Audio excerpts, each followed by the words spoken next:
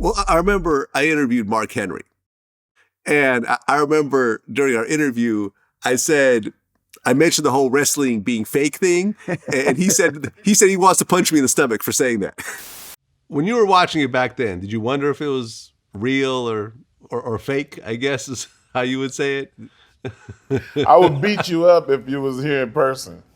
No, wrestling is not fake. It's predetermined. It's a difference. Yeah, that fake thing is not good. And I can tell you this. The ending is predetermined. But it is a very, very tough sport. Or event. I almost don't call it a sport. But these guys are getting slammed. They're getting kicked, getting hit with chairs. I mean, these are things that are really happening. Taking those bumps, they have to do that 4 or 5 times a week. They get 5 or 5 days to 10 days off. Then they got to go out and do it for another 2 to 3 weeks. So it is a grind, man. And I respected it a lot more after I was at that level and I got to see how it was and I got to be a part of it. Boy, it's not fake. Right. So you end up having various feuds with Brett Hart and the Hart Foundation.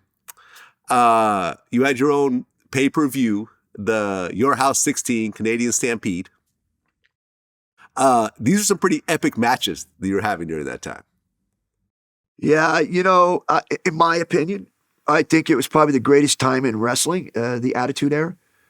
I'm biased a little bit, but a lot of other people feel the same way. It was exciting. There was a lot of things going on, a lot of storylines that were great. You had the Team Canada, Team USA, and it was just electrifying. To be in the ring during that time and hear the crowds was just unbelievable. And that was a great time to be in wrestling.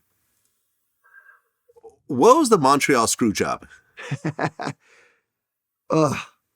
That was hard.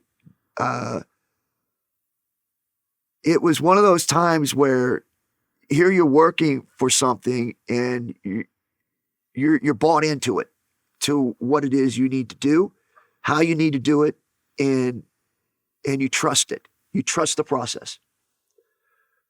And then in one night, that process, that trust, it just goes out the window. Like you're just looking at it going, what? How does that happen? Our whole structure is built on trust in the ring. All of it. Our whole structure is built that what you say you're going to do, you're going to do.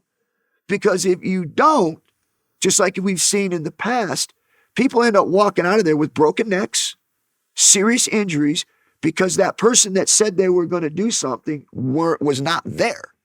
And you ended up having a bad fall. So that trust is a huge, huge deal. For this to come from the top and say that we're going to do something in that wrestling ring that we're not going to tell the guy that's supposed to trust you that it's going to happen.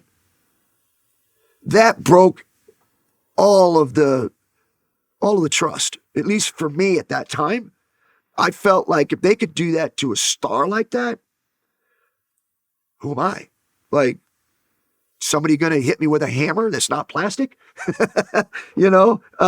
It's just, it was a bad time. And things started to go downhill after that.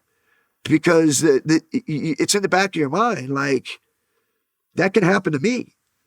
But it could be more serious.